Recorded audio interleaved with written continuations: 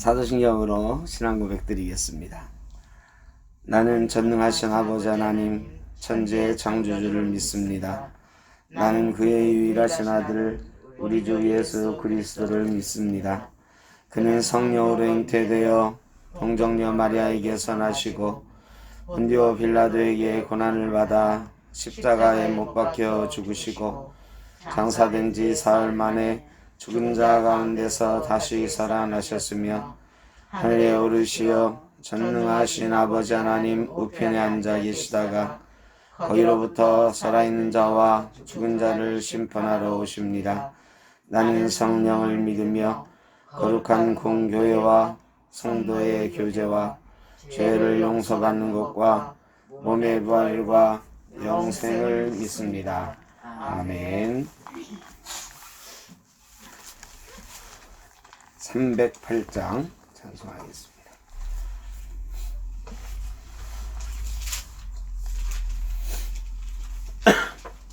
308장입니다. 내 평생 살아온 길 뒤를 돌아보니 걸음마다 자옥마다 모두 죄뿐입니다. 우리 죄를 속하신 주의 은혜 크시니 골고다의 언덕길 주님 바라봅니다.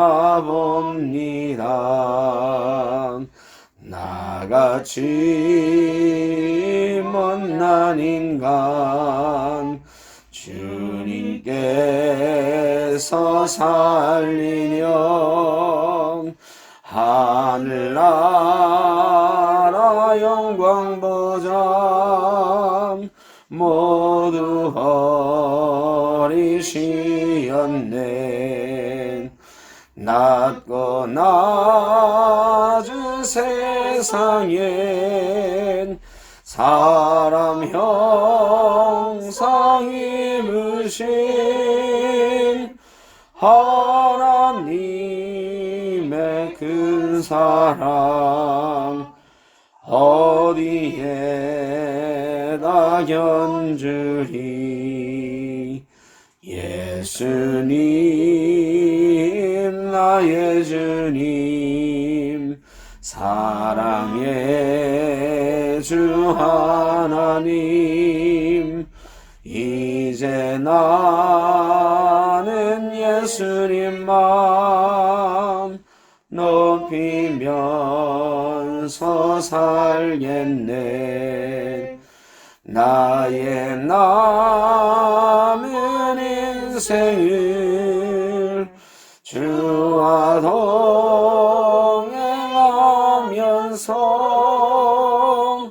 주님 사랑 전하며 말씀 따라 살겠네. 아멘.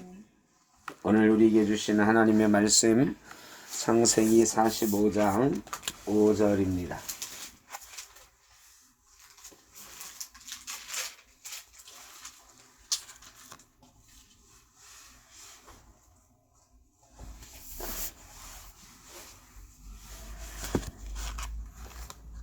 창세기 45장 5절 다같이 한 목소리로 봉독하겠습니다. 당신들이 나를 이곳에 팔았다고 해서 근심하지 마소서. 한탄하지 마소서. 하나님이 생명을 구원하시려고 나를 당신들보다 먼저 보내셨나이다. 아멘. 요셉이 한 이야기 중에 요셉의 인생관을 드러낸 말이 하나 있다면 바로 오늘 이 말씀입니다. 요셉은 애굽으로 팔려갔죠. 17살에 팔려가서 30살에 총리가 되었습니다. 야, 대단하다. 참 멋있다. 이렇게 볼 수도 있지만 30살까지 총리가 될 때까지의 인생을 보면 그렇게 말할 수가 없습니다. 노예로 팔려갔고요. 종노릇을 했는데 얼마나 열심히 종노릇을 했는지 주인에게 인정받을 만큼 성실하게 했다. 그래서 총무가 돼서 집사가 됐어, 어린 나이에. 대단하죠. 그게 몇 살이나 돼서 집사가 됐을까? 17살짜리한테 집사를 시켰을 건 아니잖아요. 한 25살쯤 됐지 않았을까? 제 추측이에요. 17살짜리 아이가 한 7, 8년 열심히 일을 했어요. 노예로 일했으니까 이게 먹고 자고가 그렇게 쉽지 않았을 거예요. 노예가 뭐 노예지. 아무리 주인이 잘해줘도 노예는 노예죠. 그것도 고향 떠나서 팔려와서 형들한테 팔려서. 그런데 어쨌든 열심히 일해서 그 집의 집사가 되었어. 그런데 이 집사가 되니까 한쪽 구석에서 일할 때는 눈에 잘 안 띄었는데 집사가 되니까 온 집안을 다 관장하니까 그 보디발의 아내가 아니겠죠. 아마 첩이겠지, 첩. 아내라고 성경은 기록되어 있지만 보디발이 뭐 정실 부인이면 나이가 많았을 테니까 모르죠. 그건 잘 모르지만 하니까 제 생각에 첩 아닐까. 여러 명의 부인이 있었을 테니까 그 중에 한 부인이 이 요셉을 마음에 들어 하는 거예요. 그리고 같이 자자 하는 거야. 이게 하루 이틀이 아니었을 거라고요. 여러 날 여러 번 유혹에 빠져 유혹을 해. 근데 요셉이 계속 거절하니까 어느 날은 자기 방에 좀 들어와 봐라 하더니 요셉의 옷을 막 벗기려고 하는 거예요. 요셉이 안 된다고. 주인이 다른 건 다 맡겼어도 당신은 나에게 맡기지 않았다 하면서 그냥 옷이 벗겨지니까 옛날 옷이야 뭐 이렇게 그냥 띠 하나 두르는 거니까 옷을 벗기려고 하니까 그냥 옷을 벗긴 채로 도망갔잖아요. 근데 누명을 쓰죠. 저 놈이 나를 강제로 욕보이려 했다. 뭐 이런 누명을 쓰고 감옥에 들어가요. 이게 얼마나 참 원망스럽고 변명이 안 되는 거지. 노예가 주인만이 마고 그거 사형죄에 해당되는 거. 바로 죽임을 당해야 되는 거예요. 그런데 보디발이 이 사람이 지혜로운 사람이야. 자기 그 몇 번째 부인인지 모르지만 그 부인의 행실을 아는 거지. 근데 차마 노예놈하고 붙어먹으려고 그랬다 이렇게 말할 수는 없으니까 저 노예를 가둬라 그런 거예요. 이게 이해가 안 되는 거죠. 죽여야지 바로. 뭘 감옥에 가둬. 근데 그 보디발의 마음을 읽을 수가 있어. 제가 그랬을 리가 없다. 얼마나 신망을 얻었으면 죽이지 않고 감옥에 가두는데 그것도 지하 음침한 감옥 이런 데 가둔 게 아니에요. 정치인들을 가두는 감옥. 거기 보면 시중을 들었다 그랬잖아요. 그러니까 시중을 드는 감옥이니까 정치인들 감옥에 가뒀어도 대접을 잘하는 감옥이야. 노예를 시켜서 노예를 시켜서 잡혀온 사람들 잘 대접해드려라 하니까 보디발이 군대 장관이지만 술 맡은 관원, 떡 맡은 관원, 이 술 맡은 사람, 떡 맡은 사람 뭐 대단할까 싶지만 아니에요. 보디발보다 오히려 더 실세일 수 있어. 왜? 술 맡은 관원, 떡 맡은 관원은 늘 왕 옆에 있는 사람이야. 왕이 먹는 술을 관장하는 사람, 궁중에서 쓰는 술을 관장하는 사람, 정말 중요한 사람이거든요. 이거는 왕의 비서실장 비슷한 사람이에요. 그러니까 국무총리가 높아도 실세는 비서실장이다. 뭐 이런 얘기 하잖아요. 우리나라 3대 실세, 비서실장, 국정원장 뭐 이런 식으로 꼽잖아. 그런 사람들이거든. 그러니까 그런 사람들을 보디발이 대접을 잘 하는데 이 자기 부인 강간하려고 했던 종을 거기에 보냈겠어요? 아니야.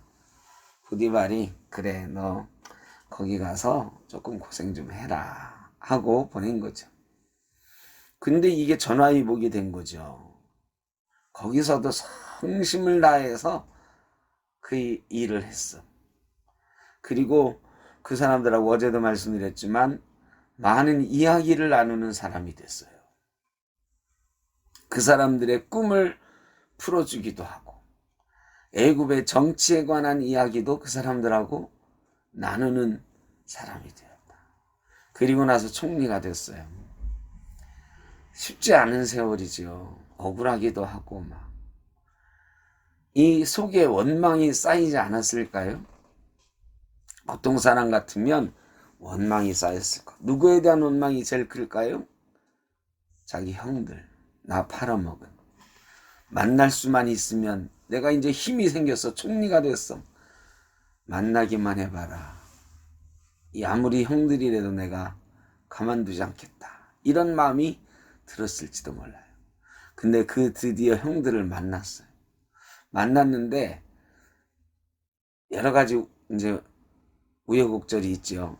형들이 쌀 사러 왔는데 그냥 다 주고 거기다가 돈을 다시 넣어서 보내기도 하고 뭐 이래서 형들을 감옥에 가뒀다가 뭐 다시 다 풀어주면서 한 사람 인질로 남기고 베냐민 데려오라 하고 이러면서 형들의 마음을 시험하기도 하고 형들의 마음에 감동을 주는 거죠. 아, 우리가 요새 팔아서 그랬나 보다. 뭐 이런 얘기하는 것도 듣고 그러다가 드디어 만나게 자기의 정체를 드러내는 순간이에요. 형들이 벌벌 떨어요. 형들이 요셉 만났다고 반가워할까요? 어떨까요? 반가워 죽어서 막 껴안고 요셉 너 살아있었냐? 이랬겠습니까? 아니요. 까무러칠 일인 거지. 자기들이 팔아먹은 동생이 애굽의 총리. 애굽의 총리는 자기들의 목숨을 좌지우지 하는 사람이잖아요. 끔찍한 거죠. 그들 입장에서는. 벌벌벌 떠는 거야. 자기들끼리. 이제 우리는 다 죽었다 막. 요셉이 그 얘기를 듣고 형들 앞에 들어가서 펑펑 울면서 그럽니다. 형님들 걱정하지 마십시오. 형님들이 나를 이곳에 팔았지만 나를 이곳에 보내신 것은 하나님이 생명을 구원하시려고 나를 당신들보다 먼저 보내신 것입니다. 여기에 요셉의 모든 인생관 믿음이 들어있어요. 그게 뭐냐? 하나님이 보내시는, 하나님이 계획하시는, 하나님의 계획은 선하시다. 여러분, 우리가 살아가면서 많은 일을 겪게 됩니다. 그런데 분명한 것은 어떤 순간에도 나를 향한 하나님의 놀라운 계획이 있으시다는 것. 그리고 그 계획은 선하시다라는 것을 믿고 사는 사람이 요셉처럼 되는 것입니다. 아무나 요셉처럼 되는 게 아니에요. 그런데 조심해야 될 건 있어요. 내가 지금 말하는 것도 하나님이 계획한 거야. 내가 이렇게 생각하는 것도 하나님이 계획한 거야. 나의 모든 일거수일투족을 하나님이 지금 나를 이렇게 조종하고 있다 이렇게 생각하는 건 안 돼요. 그거는 절대 아니에요. 왜? 하나님은 아담과 하와하고도 조종 안 하셨잖아. 자유의지를 주셨어요. 우리의 말과 행동은 우리의 자유의지, 하나님이 주신 자유의지로 하는 거야. 그런데 우리가 하나님의 선하신 계획을 믿고 나아가면 전체적인 큰 그림, 빅픽처 뭐 이런 얘기 하잖아요. 큰 그림은 하나님이 그리시는 거예요. 그 속에 우리가 움직여 가는 것이다 라는 걸 기억하셔야 된다. 그래서 어떤 사람은 먼 길 돌아가는 사람도 있고 어떤 사람은 조금 덜 돌아가는 사람도 있어요. 그래도 하나님의 선하신 계획을 믿고 살아가면 요셉처럼 반전의 역사를 쓰게 되는 것입니다. 저와 여러분이 늘 살아가면서 반전의 역사를 쓰는 하나님의 선하신 계획을 믿고 살아가는, 그래서 하나님의 그 계획이 우리 속에 이루어지는 것을 보는 귀한 은혜가 있으시기를 주의 이름으로 축복합니다. 기도하겠습니다. 사랑의 주님, 힘들고 어려울 때에, 끝이라 여겨질 때에 주님의 그 선한 능력을 믿고 그 주님의 선한 손길을 믿고 끝까지 견뎌내게 하여 주옵소서. 하나님의 선하신 계획이 내 인생 가운데 있다는 것을 생각하며 날마다 주님 바라보며 살아가는 그런 인생 되게 하여 주옵소서. 오늘도 주님께서 승리하는 하루 되게 하실 줄 믿사옵고 예수님의 이름으로 기도하옵나이다. 아멘. 하늘에 계신 우리 아버지, 아버지의 이름을 거룩하게 하시며 아버지의 나라가 오게 하시며 아버지의 뜻이 하늘에서와 같이 땅에서도 이루어지게 하소서. 오늘 우리에게 일용할 양식을 주시고 우리가 우리에게 잘못한 사람을 용서하여 준 것 같이 우리 죄를 용서하여 주시고 우리를 시험에 빠지지 않게 하시고 악에서 구하소서. 나라와 권능과 영광이 영원히 아버지의 것입니다. 아멘.